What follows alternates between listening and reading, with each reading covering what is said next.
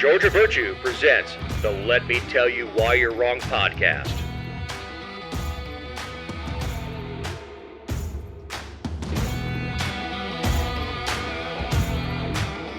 Thank you for downloading episode 327. This week we have jean shorts with joints, loose rounds, word salad, if the glove don't fit, and a DA's vengeance. I'm Dave Roberts.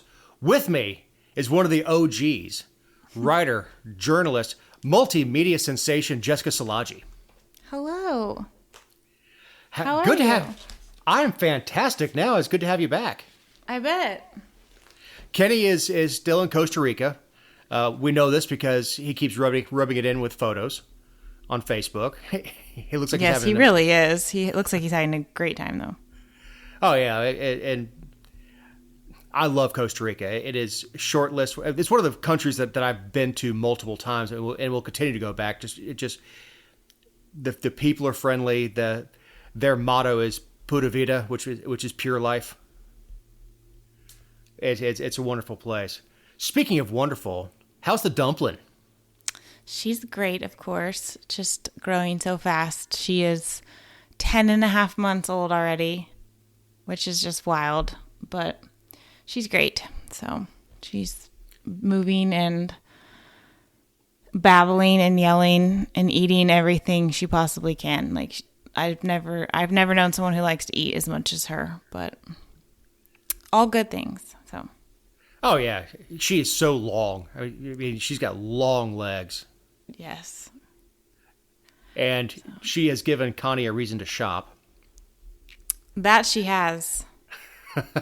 Now look, Connie loved buying stuff for our boys, but there's something about a little girl that there's so many cute outfits and things, and you get to play a little Barbie with her. Yeah, and she looks cute in everything. And she has to do multiple costume changes like Cher because things get dirty. Correct.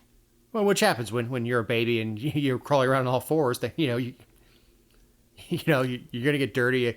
I think I told you before. I did before the show that you took a picture with her and you could see the red marks on her knees, like because she wasn't. Last time I saw her, she wasn't truly. She had some locomotion, but she wasn't like, flying around the room, and it looks like she is now.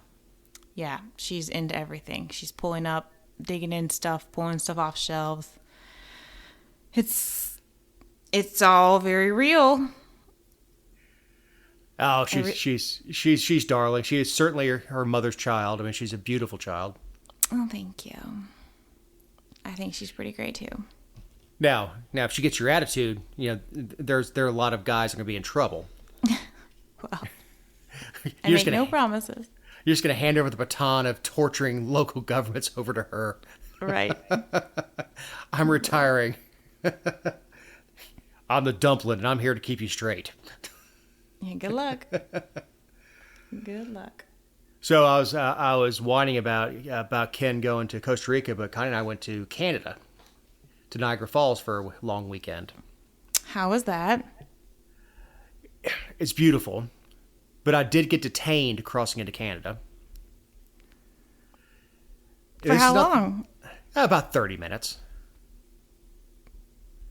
So I hired a car service because I didn't want to rent a car. Parking at this hotel is like $100 a day.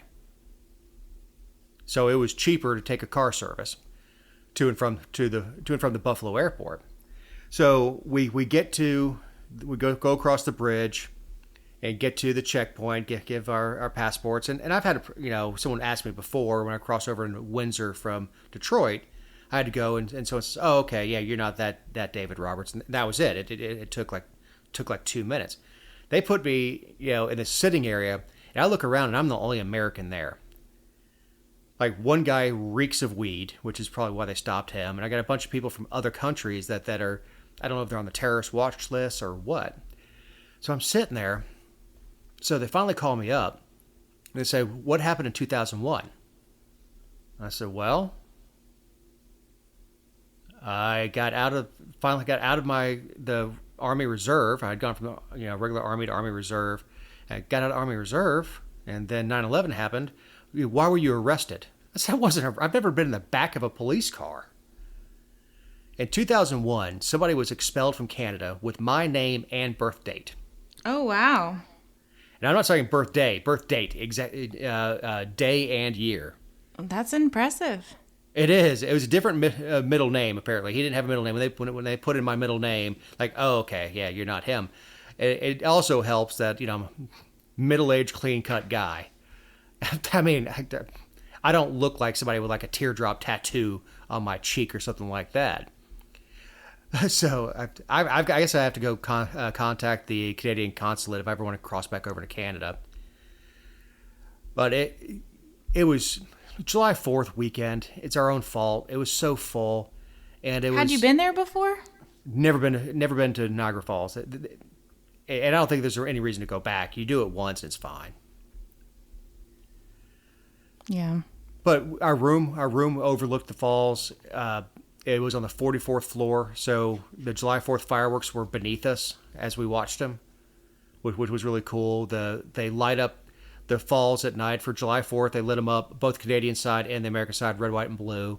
The casino across the way lit up red, white, and blue. It was very classy. The Canadians were very classy. And when I say there was a lot of pushing and shoving, it was not with the Canadians. The Canadians are super, super nice. Yeah. It was the other people. I will say that I had a cab driver who's Australian by birth, and he was saying that the Canadians are going to India and Africa actively recruiting people to move to Canada. And I kind of pieced it together is they're looking for a permanent underclass, where we have a lot of Latinos that do things like housekeeping and other stuff around a hotel. There it's all Indians and Sikhs. Sikhs are Indians. It's just a different religious sect. But it was very interesting the difference because the management roles, like the people at the desk, and we're all Canadians, but the people that were doing the grunt work were all imports, and apparently that was the plan is to bring in foreign workforce to take those lower end jobs. That's interesting. And I can't corroborate this, but he said that the government is offering to pay like half the salary for 2 years if you hire one of these immigrants. That's something I hope they keep on their side of the border. Yeah, not surprising. But I got to the border, and the first thing the guy looks at me, and the way I look, You have any guns or knives on you? I said, no guns, no knives, no errors. Nothing to defend yourself? No. Lord. Any cannabis? No. I'm not crossing an international border with cannabis. He said, okay. Oh, and then he gave me the red tag or yellow tag. He said, nah, you need to go over there. But I'm like, what do I look like? Do I look like a guy who's going to smuggle a gun into Canada? Where was Connie during all this? Sitting right next to me. We were in the back of the car. Like I said, we had a car service.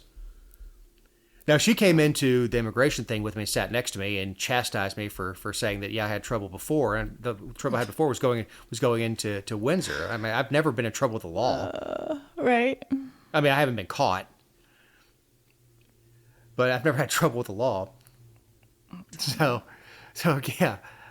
I've been detained in immigration 3 times now. Once in Windsor, and that was very brief.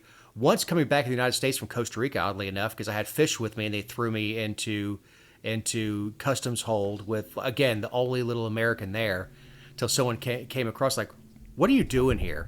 Where'd you go? I said, Costa Rica. Did you bring back a bird? I said, no. Tuna. Because you went fishing? I said, yeah. He goes, all right, come on. But that was after sitting there for an hour, waiting for my turn to get interviewed of why I'm bringing back food from another country.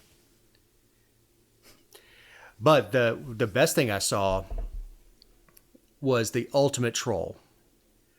There were a lot of Palestinian flags out and about, believe it or not, in Niagara. Mm-hmm. So this was a gelato shop. It was in the casino across the way, and it was run by obviously Arab guys. These 2 dudes were sitting in there as we're leaving the casino. I don't know, it's 1 o'clock in the morning, whatever it is. And I know they're gay. One's got his legs crossed, licking an ice cream cone very suggestively. while the other one's sitting there with him wearing a yarmulke. They knew what they were doing, and I laughed all the way to the room. I mean, that was a level 15 out of 10 troll. I mean, I felt like going back and just high-fiving those guys. And that was just a level 15 troll. It was hilarious. Like, Well, you couldn't trigger Palestinians any more than a gay guy in a yarmulke. beautiful. Oh, and one more side note. Connie met a woman in baggage claim. Well, obviously while I was waiting for the bags to get there. It turned out they had same anniversary weekend, staying in the same hotel on the same flight, and we ran into them in the casino last night. We were there, and we played with them played cards with them for a few hours. And it turns out they were on the same flight coming home, and they were sitting Really? one row in front of us. Yeah. That's a So small world. you make vacation friends and stuff like that. It was just funny that they were taking the exact same flight in, same flight out, staying in the same hotel, and all that stuff. But she was hilarious. Of course, she had a load on. But by the time we saw her, they'd been on a wine tour. And interesting enough, in Quebec, you can walk down the street and smoke a joint, but you cannot walk down the street with a glass of wine. So they were leaving the wineries, and they put like the wine they had in a to-go cup, the wine they were sipping, because it was time for the bus to go. And the driver's like, "No, that's against the law. You can't drink that in public." She goes, "But you can smoke a joint." He's like, "Yeah, you can do that, but you can't have wine in public." Speaking of weed, is Florida set to free the weed? It sounds like it. Yeah. This is going to the voters in a referendum in November. It would legalize possession and purchase of up to 3 ounces of marijuana and up to 5 grams of cannabis concentrates. That's going to be vape pens, edibles, that kind of stuff are all considered concentrates. Which in Georgia, any possession of it is a felony. Yeah, we don't even really allow medical. It's just the oil. Theoretically, if you can find it, if you can get it, if you have one of the few conditions that allow it. Right. Where are you on this? Because I'm a mixed feeling on this one. I don't know. I mean, obviously from like a strict ideological perspective, I support it. I don't have a problem with it. What you do on your own time is your own thing.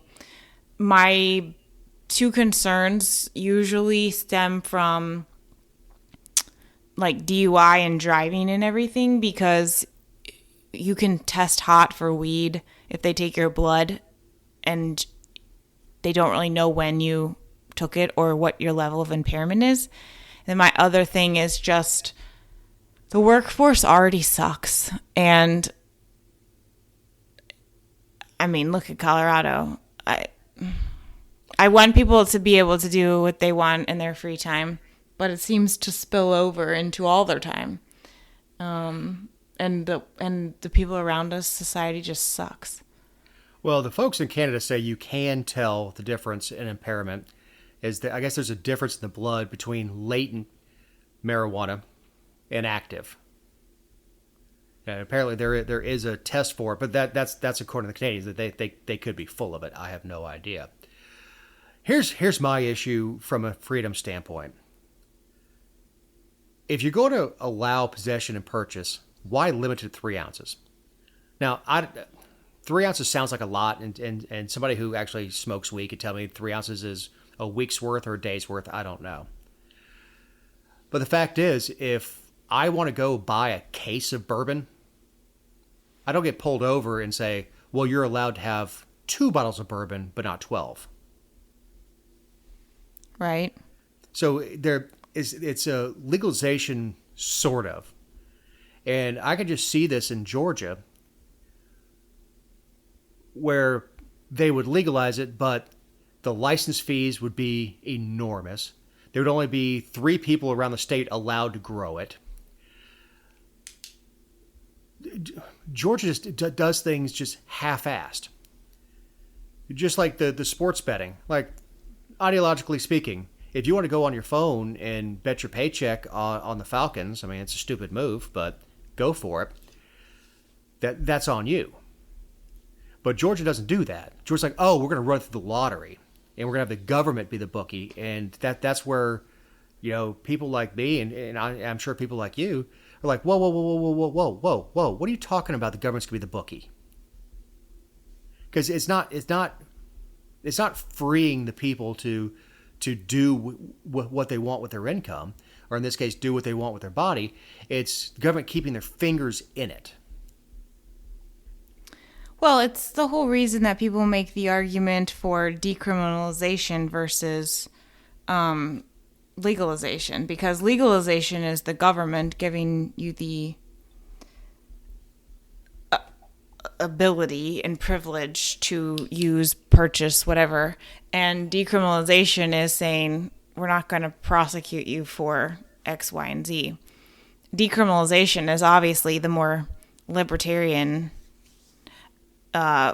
Legalization is the Republican and the Democrat way, because taxes. Right. The libertarian way of looking at it is delete it from the code. Right. We don't need a law saying this is legal.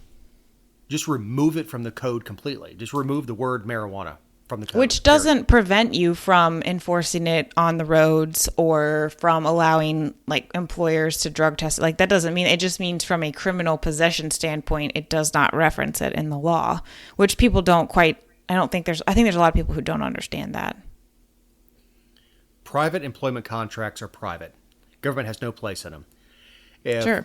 If I run a trucking company and I say, look, if you get, excuse me, if you get in an accident, we're going to test you. Period. And if you have marijuana in your system, I'm going to fire you.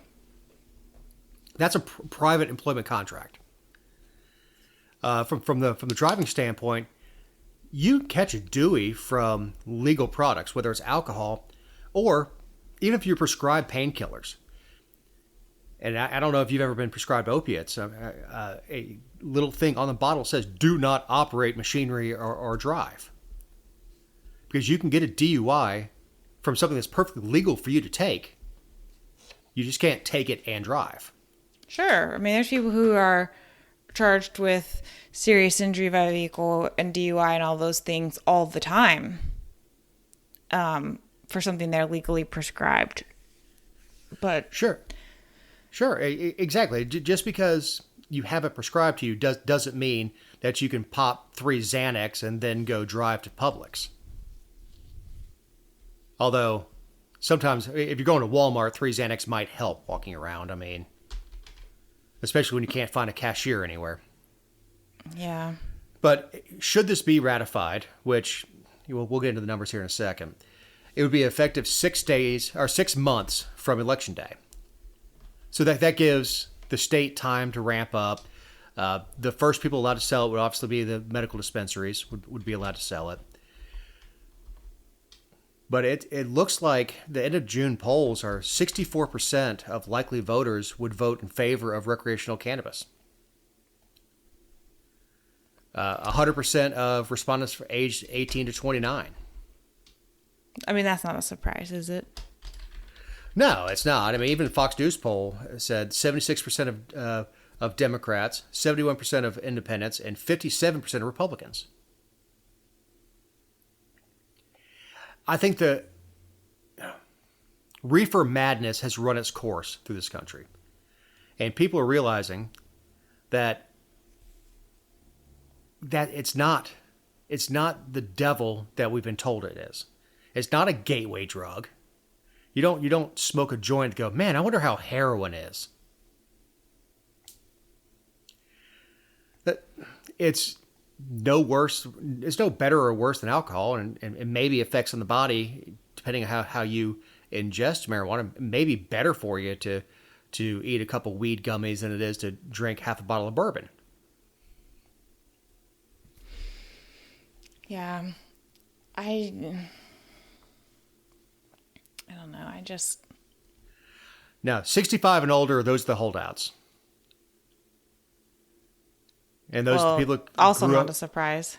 Yeah, those are people who grew up watching Reefer Madness. But what is a surprise to me is the people 65 and older lived through the 60s. I've got a friend who was in local politics, and she's a sweetheart. She's in her 60s, and she was talking about somebody else that she went to high school with, who's all anti-pot, this, that. She goes, I know she smoked pot. I saw her do it. We went to high school together. You could not go to high school in the 70s and not smoke weed. And this is the sweetest, nicest Republican little old lady. Yeah.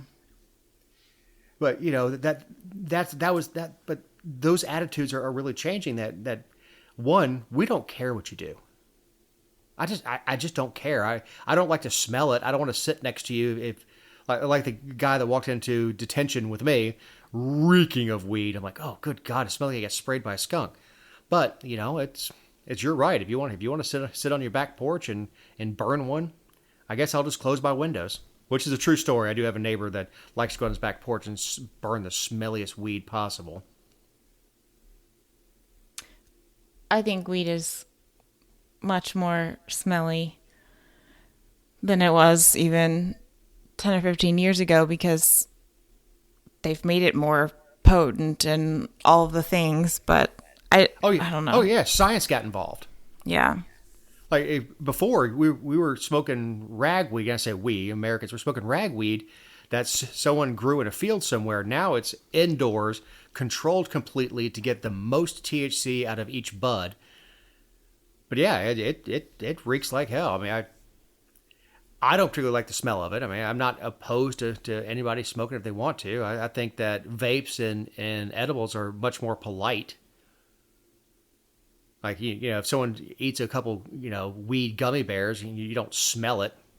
Just like if you drink a beer, I mean, unless you're in my face after a drink of beer, you can't smell it from 3 cars away. If someone's smoking a joint 3 cars away in traffic, you can smell it. Right. But, that's not a reason to keep it illegal. I mean, we don't make body odor illegal, and plenty of people have got that. Well, and lots of people don't like the smell of cigarette smoke, so... You can count me with it. Yeah. Who the hell is still leaving the country with ammo in their bags? We've now had our 5th American with loose rounds of ammo in her, this time, bag, caught leaving Turks and Caicos. Leaving. I mean, are we going to talk about the fact that they are not finding it on the way out? Well, I don't think it's in the carry-on. So we don't X-ray every bag that goes in, but I'm wondering why they're not catching it in customs as you come into Turks and Caicos. If ammo is such a big concern, why are they checking for it as you're leaving? Yeah, it's a great question. And look, this goes into personal responsibility. My range bags and my travel bags are completely separate. And even then, I pat myself down before I get on an airplane. I was flying to New York and then going into Canada. I want to make sure I didn't have a pocket knife on me, not an empty shell casing. Now, look, if I drive somewhere, there are loose rounds in my truck, I'm sure. But I don't worry about it. Places I drive are Georgia, Florida, Alabama for the most part, Tennessee sometimes, and I'm fine. But if I were driving to New York, you better be sure that I'd go through that truck with a fine-tooth comb to make sure there wasn't a speck of gunpowder anywhere in any part of the upholstery. But this 45-year-old mother and grandmother from Florida received a 23-week suspended sentence and must pay a $1,500 fine for loose ammo. I mean, not that I think they should, but Turks and Caicos isn't really making a name for their whole zero tolerance, no exceptions shenanigans either. They're not. They're also realizing where their bread is buttered. They get some European travel, but the vast majority of their money comes from Americans. Yeah. And you start throwing Americans in jail, and they're going to stop going to your country. And especially for most of these people are from the South. She's number 5. It's Texas, Florida, Virginia, that sort of area, Oklahoma. So it's typically the southern states. It's people lackadaisical with going to the range and stuff. This particular woman, now I do not support this. She bought a pistol to defend herself. This is not what I obviously support that, because she closes her brother's convenience store down, and she's there alone. She said she has never fired a handgun, or never fired a firearm, period. You really, really should not be carrying a pistol having never fired one. Right. Yeah, you become more of a hazard to yourself than anything else. And look, there are hundreds of thousands of guys like me all over the country that I don't care who you are. If you come up to me and say, hey, I hear you're a gun guy, will you teach me to shoot? Absolutely. When do you want to meet, and which range do you want to go to? Absolutely. But this zero tolerance, but you're an American, they're just kicking you out of the country. And you should just be an expulsion from the country. If they found ammo, they would expel you from the country, and that's it. But this suspended sentence, and again, the $1,500 fine, that's neither here nor there. But it's funny that she was almost more or less rescued by 2 of the other guys that were detained, that were sharing a house, and invited her to share the house with them, and made sure she had her own space, her own privacy. But she had nowhere to stay, so instead of being locked up while she's waiting her sentencing, they helped her out, gave her a place to stay, and they were all kind of became really good friends as people who were being detained in a foreign country. So that was a bright spot of the way humans should treat each other. I guess. The whole thing is just asinine. Yeah, everybody's stupid in the situation. Yeah. Speaking of stupid, Putin is now the president of Ukraine, and Trump is the vice president. What a time to be alive. So last week, Thursday was supposed to be the big boy press conference with Biden. He has a new coping mechanism, which is anyways. When he loses track of what he's saying, he just says, anyway, and then goes on with a different thought. He was lost. He was trying to be forceful. He did the creepy whisper thing where he leans in the microphone and whispers. God, that's creepy. I mean, like, anybody who talks like that, you wouldn't allow near a playground. He was lost. He was incoherent. He obviously didn't remember the names of countries. Hey, look, I misspeak on the show all the time, but I don't have a teleprompter. Right. And he had a list of who he was going to call on beforehand, which leads me to believe he had an idea of what the questions were going to be beforehand, and he still was not prepared for it. You're also not the president of the United States when you stumble. He is. I mean, you're expected to be polished and well-spoken and quick on your feet. Well, I'm quick on my feet, but usually it's a mean retort, and I'd have to take a second to no, you can't say the F word from the Oval Office.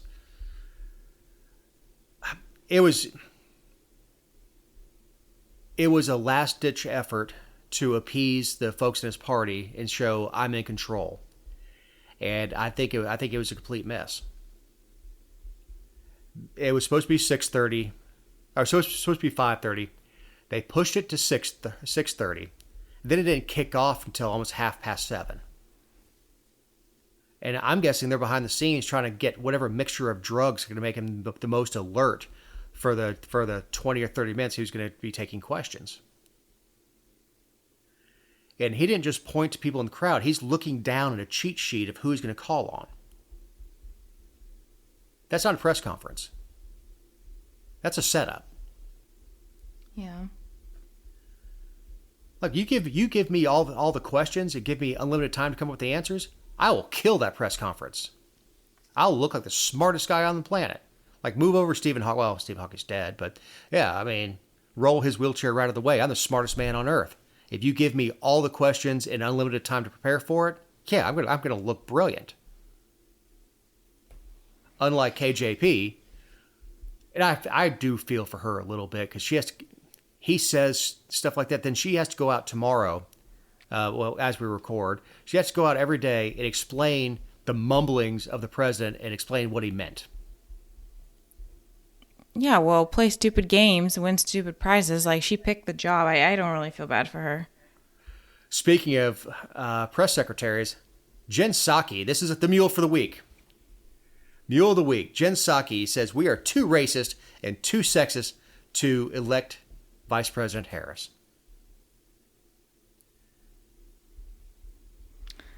Where do you want to start with that? I mean, yeah, no, Jenny. We don't like her completely without any respect to her sex, color, or anything else. She's an idiot. I mean, people didn't really love her when the first time around. I mean, she just kind of fell into that woman space. Minority. Yeah. DEI. She was a DEI hire. And look, that cheapens her role. It really does. When the only reason you pick her is because she checks boxes. And that was, going back to the previous story, that was when he said Vice President Trump is, do you think Vice President is up to the job should she have to take it? He says, I wouldn't have had Vice President Trump on my team if I didn't think she was capable. What? But no, Jen Psaki is the mule. She's not the press secretary anymore. She said this of her own accord, out in front of the world, and started making excuses. It's the same thing that Harris said when she was running against Biden, was that he's a racist for calling her out in a debate. He's a racist. All of a sudden, she's the VP. Yeah, well, I there's lots of reasons not to like her. Lots of them. Locking up simple possession in California. Yeah, I mean, she was terrible as a prosecutor. Terrible. There's a lot of that going around. Well, now, this is a good time to remind you that these are our opinions and not those of anyone not on the show or any respective company for which we may work, own, or otherwise associate ourselves with on a regular or irregular basis. Also, you can find other episodes and relevant stories over the GeorgiaVirtue.com. I happen to know the owner of that site. huh. But they kind of out of order. But yeah, Jen Psaki is definitely a mule. So here's where you get to shine. What the hell's going on down there? Is it really shining? I'm not sure. I'm not sure. The O.J. Simpson defense and Guyton. Yeah, so Guyton has really made some strides in some ways. Obviously, from the time that I was last on the show, when it was an absolute turmoil, they had some turnover in their administration. And one of those people who helped turn over the administration was Theodore Hamby. He had run before, but was disqualified because he didn't live in the district. He's a young guy. And decided to run again in 2023. He was successful when they ousted the mayor and 2 other council members. So he rode the anti-incumbent wave. He did, but to his credit, he did do. There was an anti-incumbent wave, and it was an ugly time in Guyton, and people were ready for change, and they were tired of the negative headlines. But he did do the groundwork. He was out there knocking on doors, and he had a platform, and So I won't say that he just was gifted and was like a person of opportunity, but there were some red flags at the time. But you try to wait until someone gets elected and to see who they really are. Well, fast forward until there have been some other issues of him flip-flopping on things that he said he would never do that he did when he got in office. But when we get to the March, April, May of 2024 period, where there were some contested races in Effingham County, he found himself in a predicament because he has a side business. Obviously, being a councilman in Guyton is not a full-time job, and he has a business where he operates as a consultant for political campaigns, or he claims to. I'm not sure how many clients he has, but he was soliciting different campaigns and offering, to help them with their races, and he was not up for election, but it got messy because it was in Effingham County, which is the county that Guyton is in. So he was supposedly offering endorsements as well at different times, and so the lines got blurred somewhere. Well, one of the candidates after the primary but before the runoff, and she was in the runoff, filed an ethics complaint because they had some recorded phone calls, text messages, things like that, where basically they claim that allegedly his name's Theodore Hamby, he was courting both candidates for tax commissioner for his business in exchange for his endorsement as a city councilman. And he endorsed the female candidate, Kelly Hoffner, wanted to publicize it, wanted to run it, put it on his own Guyton City Councilman Hamby Facebook social media accounts, and then rescinded it because he allegedly got funds from her opponent. So this was those were the allegations made in the complaint. Well, and Ken and I covered a little bit of this, but you're obviously a lot closer to it. Yes, and then this past Tuesday was the hearing on it, and my God, it was really something else. It was in the middle of the day. It was 2 people instead of 3 because one of them resigned. The city attorney was doing their best to guide them through what, the chaos of not knowing how to run a meeting of any kind. And then you had Hamby and the candidate Kelly and her boyfriend, who was her campaign manager, arguing on the side, and throughout the entire hearing, to the extent that the police had to come to calm everything down. It was a rodeo, but I think that the exchanges that were made during the conversation are where you want to kind of jump off from here. But it really kicked off with the fireworks, when Theodore was asked to present his evidence, and the boyfriend and campaign manager of the candidate that filed the complaint made allegations that they all were at the previous council meeting, and after the council meeting, they exchanged words in the parking lot and decided to go meet up at a gas station.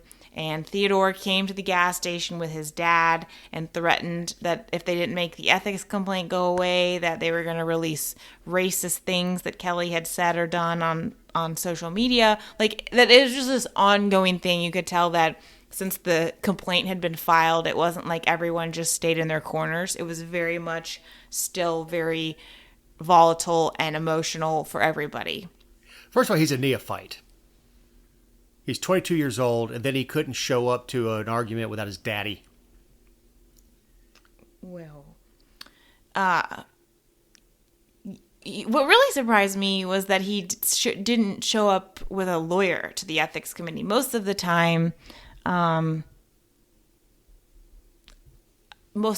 people do. Just because,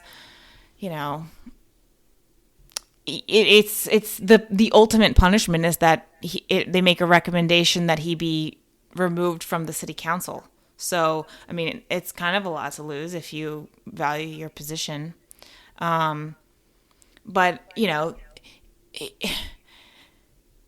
he accused them of lying about him, and then said that everything was because they were losers on their campaign, but that wasn't true because at the time that the complaint was filed, no one had lost yet. It was still very much pending. The boyfriend's yelling from the back of the room saying, don't talk to her like that. Don't talk about her as a mother. And then Theodore's talking, yelling and raising his finger and talking about, don't talk about my mother because my mother's a saint. And, just they're trying to ruin my... Jerry. I wasn't video recording. I was audio recording. But had I had a camera there, it would have been difficult to keep it panned on everything that was going on because people were moving around the room to kind of like try to settle their own tempers as well. And you'd have had to have 5 different cameras in that room and then edit it all together because there's no way you'd make everybody seasick swinging the camera from the council to the back of the room to the is it the defendant's podium, I guess? The respondent, I guess. The respondent. There we go. Yes. But, and then they had gone to the GBI just to file. Well, that's not true. They went to the candidate and her boyfriend had gone to the sheriff's office to file a complaint about some of the stuff that had happened. Not all of it, but some of it. And the sheriff's office was like, yeah, we're not getting involved. We'll refer the case to the GBI.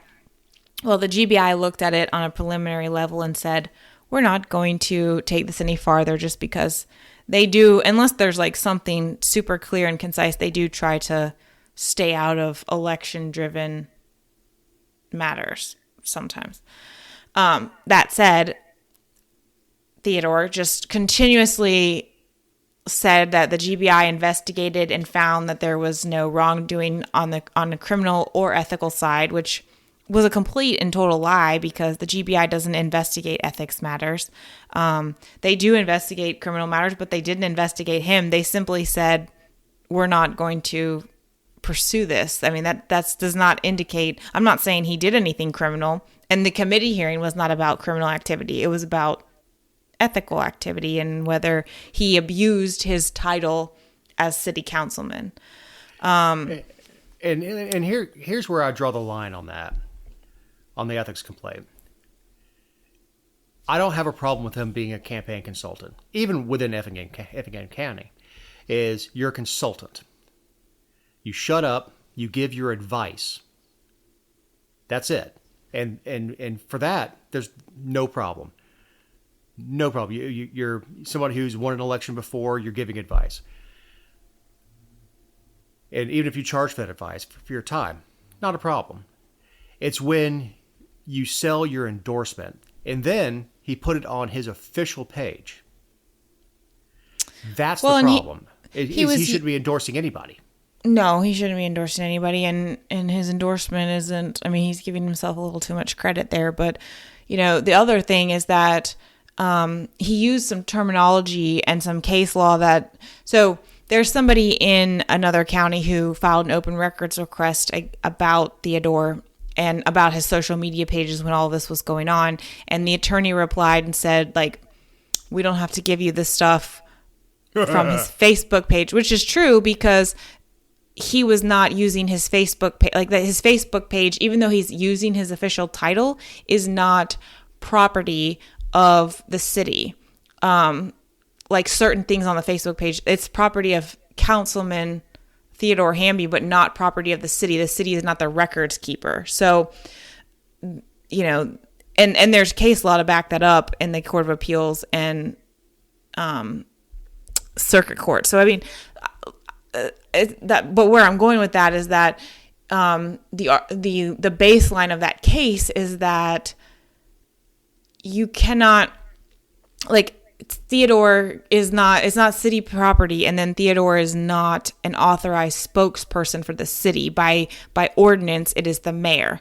So if you take all of that, Theodore turned it around in the committee hearing and said that his endorsements and everything have nothing to do with his job because he's not an official spokesperson of the city. Well, yes, that's true. But the question before the ethics committee was whether or not he improperly utilized his title, and he doesn't have to be a spokesperson to inappropriately use his title. If he was walking into a strip club and said, I want a free lap dance because I'm a councilman, that would be an abuse of his title. And it doesn't matter if he's the official spokesperson for the city. But I've explained a lot of this goat rodeo, and the humdinger is that he had typed out a closing statement, and he said they asked him if he had one, and he said yes, because he thought it was good and he wanted to read it. So he read it, and in closing said, if it does not fit, you must acquit. And that's what I want you guys to remember as you go into deliberations. Oh, good Lord. Kid's an idiot. And look, Theodore is way too classy. I'm going to call him Teddy. Little Teddy, you need to grow up. First of all, if you're going to pick a fight with somebody and say, meet up at a gas station, you better be ready to throw hands and not bring daddy with you. Of course, if you're a 120-pound waif, probably a good idea to bring back up. But adults don't say, let's go meet up at a gas station. We'll handle it either in court, in session, or we'll handle it in public right here. But when the connotations say, let's go meet up at I guess Parker's probably, because that's the No, best it was Pinora gas station. Thank you very much. People don't meet up at Parker's to fight. No, you meet up there to get ice. Mm-hmm. They do have the best ice in the area. It's the sort of Sonic ice. You can even just get a cup of ice and put your own drink in it. But yeah, you guys have talked so much about it. As soon as we got down to Statesboro, we had to go get a drink at Parker's. Yes, it's top notch. But yeah, you don't agree to meet at a gas station unless you're ready to throw hands, and it's also something that high school kids do, not grown adults. No, if you're trying to meet like reasonably, you're meeting at the coffee shop. Yeah, Waffle House, coffee shop, something like that. Let's sit down and have a conversation. Not get in the parking lot and yell at each other until the police show up. Yeah. He's immature. He thinks he's smarter than he is. Now, maybe another 10 years, he may get some seasoning and understand and look back at what he said and go, God, I was dumb. And the same thing I say about myself when I was 19. I said stupid things like I do. But, I look back at the things that I said and things that I thought when I was in my early 20s. Luckily, there was no Facebook. There was no social media. There's no record of that stuff, but it was stupid. Well,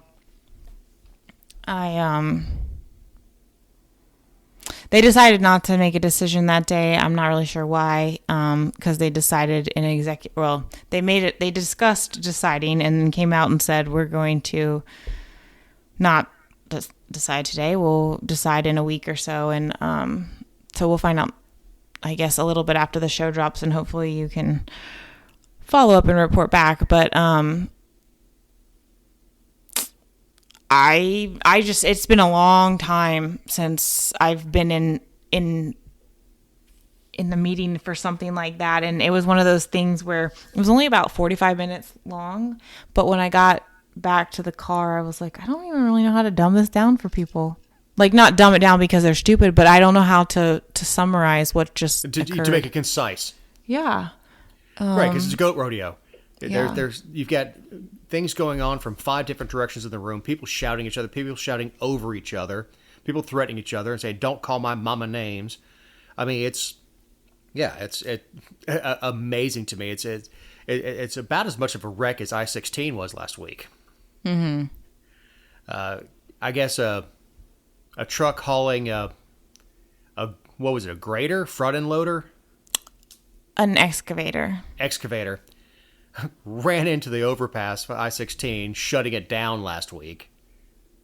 Yeah. Which I-16 is the corridor. Is the corridor to get to Atlanta area. There's you can get to Atlanta other ways, but you might as well go by ox cart. Yeah. But yeah, I don't want to spend a whole lot of time on that. But yeah, that's a second one in what, 2 years? Somebody hit an overpass.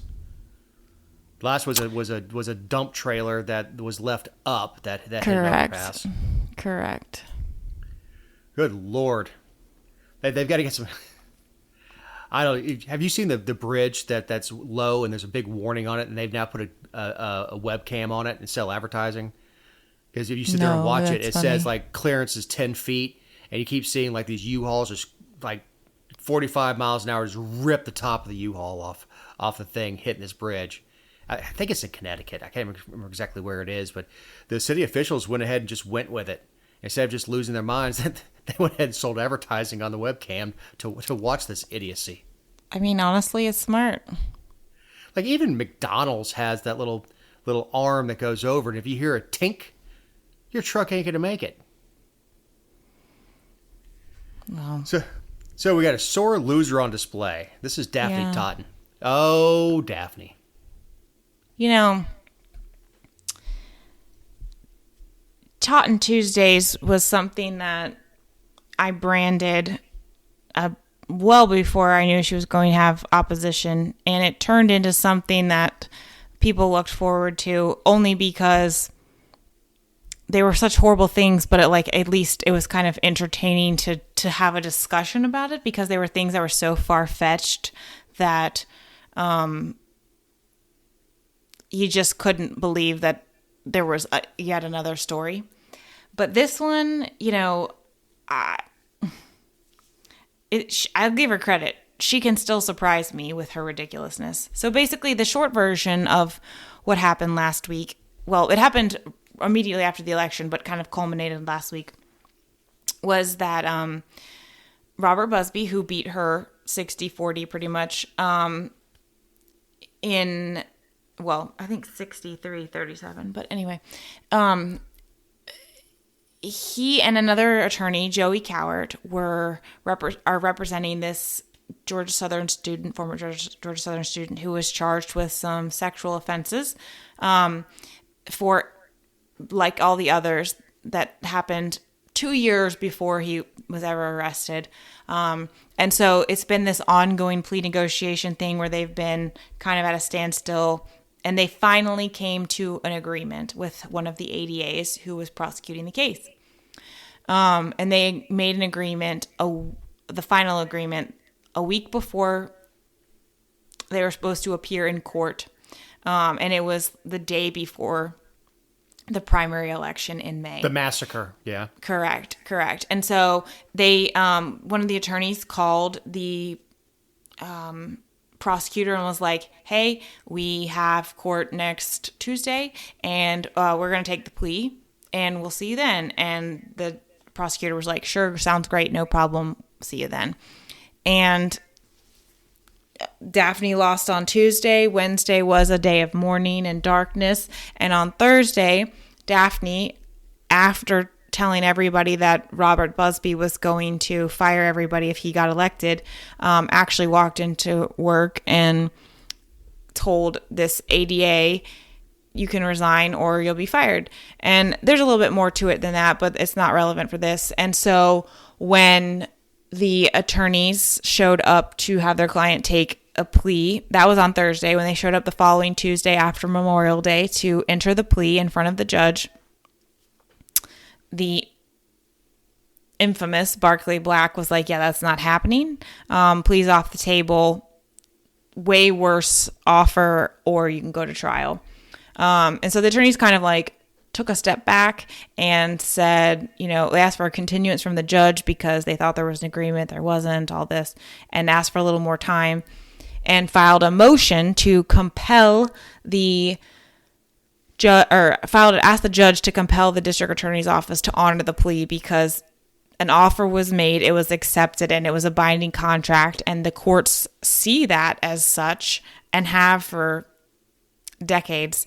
And so Tuesday, before I went to Guyton's Rodeo, there was a rodeo in Bullock where Barkley argued that they shouldn't have to honor what this ADA and these defense attorneys worked on for years before they up and can someone because of an election and just happen to be negatively impacting the client of the person who ousted the district attorney from office 2 days before the canning of said ADA. Yeah. The ramifications of that are much further spread than just Daphne Totten. You have to be a counselor of your word. If you make a deal, you represent the office, not yourself personally. So whether that ADA was fired, quit, died, or whatever, it doesn't matter. As a representative of the Ogeechee Judicial Circuit, he made a deal. He was authorized to make the deal. And for Barkley and Daphne to renege on that, the ramifications are going to be, if it's held up, widely felt around the country. Because all around the country, we have DAs, ADAs, and other prosecutors making deals. And the judge can disallow it. The judge can say, look, we're not going to give somebody 12 days for, vehicular homicide, whatever, pick an offense. It doesn't matter. No, we're not going to give them 12 days. That deal, you need to go back and rework it, just like they did with Hunter Biden. The judge can do that. The DA's office that enters into that agreement is bound by that agreement. It's not even a gentleman's agreement at that point. It is legally binding. It is a legal contract. Yeah, we have a lot of gentleman's agreements in business and things like that, things done on a handshake. That's not what this was. They went into, this is an official offer, which the Mr. Busby, as the attorney, was obligated to take to his client and advise his client based on the offer. But he's obligated to take that offer to his client. And his client said, that's acceptable. So they said, let's get this thing done. Let's not go to trial. Let's get it done. And it was fine up until the point where Daphne got her butt a little chapped, a little hurt. Because, again, she didn't get beat. She got creamed. But the other part about it is that, like, you're talking about how Robert Busby is obligated to take it to his client. The prosecutor had taken it to the alleged victim in the case who also agreed. Like, everyone had agreed and was like, yes, let's just reduce it, put him on probation, and move on. Everyone can move on with their lives. Everyone. And not just that, the victim is victimized every time she has to go into court and retell her story. So she was there for this hearing too, watching a freaking clown show. Yeah, but it's you re-victimize this poor woman again. She said, "Okay, it's over. 2 years of this. It's over. I can move on with my life. He's going to get some form of punishment. I'm okay with it. Let's move on with my life." And Daphne and Barkley are like, no, sweetheart. Guess who's taking the stand? Right. It's to use a victim as a weapon is repugnant. And that's what she's doing here. Well, it's another... Yeah. Yeah, it's just... Yeah, it's a long list of people that Daphne has victimized using sexual assault. And we have looked at this many times, that the people that were in jail for 2 years sitting pre-trial because she would fight any chance to make bail. Everybody needs to be remanded without bail and then to be acquitted. This is why she lost. She didn't lose because people just didn't like the way she looked. She lost because she's a horrible DA that makes horrible decisions, who keeps people in jail for years, ruining their lives, having kids who are in college making something themselves, be kicked out of school, spend years sitting in jail just to be acquitted, and then every time you Google that poor kid's name, that's the story that's going to pop up forever. And Sure. She did that. Sure. And she's responsible for it. And Barkley Black is her henchman. Oh, yeah. I mean, he's just... yeah, I don't even know... I don't want to say that I want him gone more than her, but it's pretty freaking close because his ability to just, I mean, it was scorched earth what he was doing in that hearing. He was going after the former ADA. He was making personal attacks on attorneys who weren't present in the room. I mean, everybody was the problem. And it's kind of like, for what? Like, you have all these other cases pending in your circuit, and you have, I mean, not that I think you should, but you have the opportunity to throw the book at a lot of people over the next 5 months. Why are you wasting time on this one? And Busby has other clients that he's got to wrap up the cases for.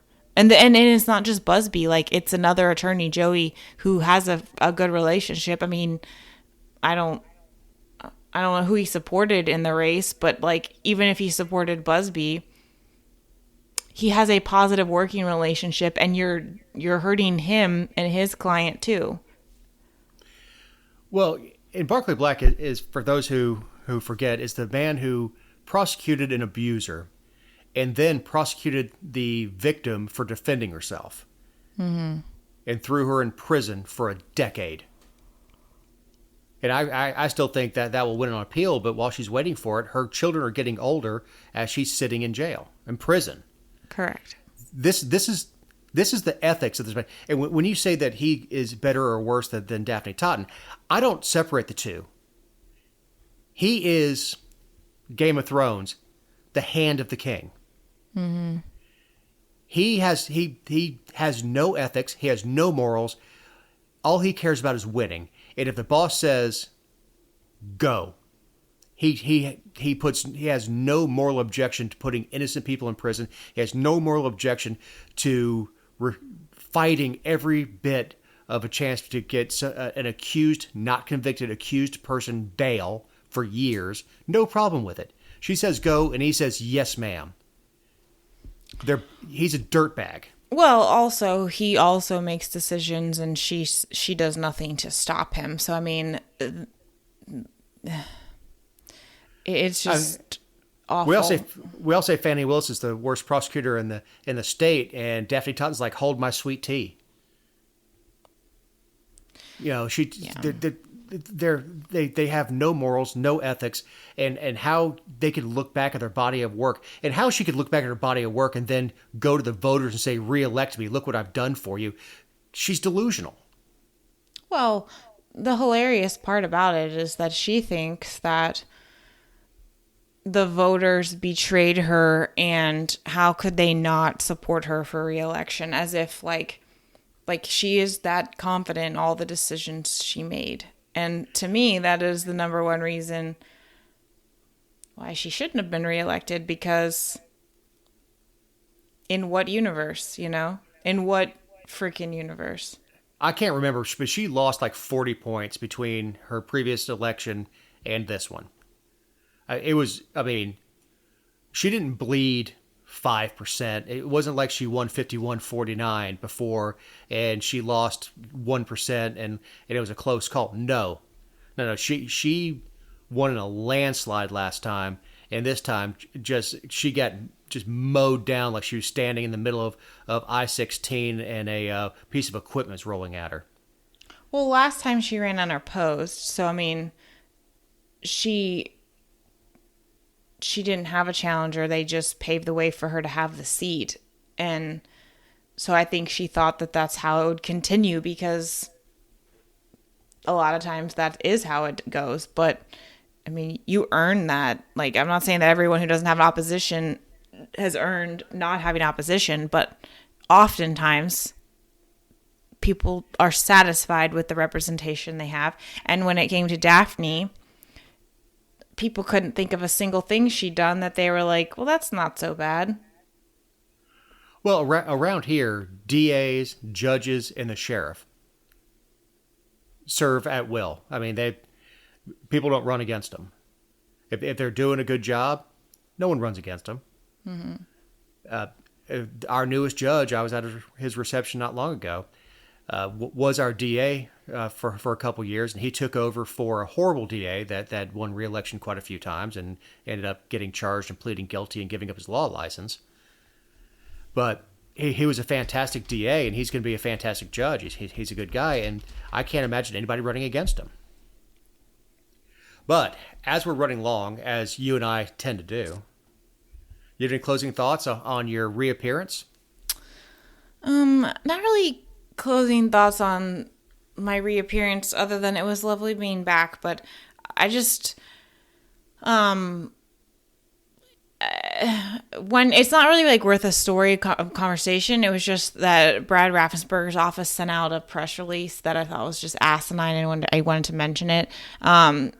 They are doing an audit right now to verify that only American citizens vote, and they sent out a press release about it and are making a very big deal about it because they're cross-checking it with Department of Driver Services stuff and U.S. Department of Homeland Security. And I just I kind of feel like in 2024 we're kind of past the point of that being a big deal. Like, that should be the standard, the baseline, the norm, especially as how much that comes up in like state and national races about who's voting in our elections. So I just feel like he's behind the times, and I never miss an opportunity to take a swing at old Brad. So yeah, who'll be running for governor? Oh God. You know that's what he wants. I mean, that'll never happen. I don't care how much money he pays gas stations to put signs up. It will never happen. Nah. All right, this is my advice. This goes back to my trip to Canada on the way back from Buffalo. I don't know if you know the movie One Life with Anthony Hopkins. Mm-hmm. Don't watch it on an airplane. Okay. It is a beautiful story. It's a true story about Sir Nicholas, also known as Nicky Winton. He saved 700 Jewish children from Czechoslovakia doing paperwork. He was a stockbroker. He was a whiz at paperwork, and he went and visited Prague and saw these orphans, and not just orphans, but the way these people were living. And he said, "We got to get these children out of here." So he went home, and with the help of his mother and several other people, went to the government, the English government, and how to get these kids to England. And the requirements were quite steep. You have to think about 1937, and you had to come up with 50 pounds to guarantee their passage home after the war. And 50 pounds in 1937 was a lot of money. Mm-hmm. And they scraped together. They took ads in newspapers. They took donations of a pound here, 5 pounds there, and cut the red tape to get these kids in, and ended up saving almost 700. And this went completely unnoticed for decades until the mid-'80s, where his wife was pressuring him to get rid of some of the stuff in his study. And one of them was a notebook, scrapbook, of all the pictures of the kids. And basically what it was a catalog for potential foster parents to go through and pick the kid they wanted to foster. And it was this giant scrapbook. And he took it and he presented it to somebody who's interested in doing research. And she says, "There's more than 50 kids here." He goes, "Well, there's 678 or something like that." And she says, "Can I hold on to this for a while?" He says, "Sure." And he just, when people would ask him what he did during the war, he thought he did nothing because he didn't join the military. So he was kind of very sheepish about his service. And when it came out, how many people he saved, they had him on a TV show, and they ambushed him with one of the kids that he saved. And everybody cheered and all that stuff, and he went home. Then they asked him back. They ambushed him again, and everybody in the crowd was alive because of him. Wow. Whether it was children that he saved, their children, or their grandchildren. So, I'm sitting here watching this, and I'm getting misty-eyed. I'm sitting in a full tube of people getting misty-eyed, and I'm like, I better suck it up and get it together. I'm in a room full of people, or yeah. full of people watching this thing. But if you get a chance, it is a fantastic movie. It is slow at the beginning because it has a lot of historical stuff in there, which I find very interesting, but it is a fantastic movie. absolutely fantastic. And looking back at the historical documents, it's very, very accurate. There's some dramatization, of course, and there's some merger of characters and things that happen with screenwriting all the time. But overall, the story's very true and it's fantastic. Thank you for the rec. So, Jessica, thank you very much for sitting in while Ken is sitting out on a beach somewhere. Big thanks to Eric Cumby, who takes our audio and turns it into something that can be listened to. I'm Dave Roberts. We'll talk to you next week.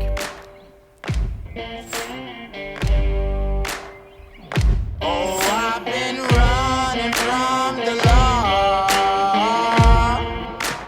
Hope they won't shoot me down soon.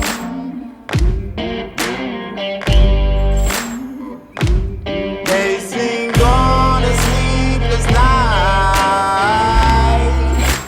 Try to catch me howling at the moon.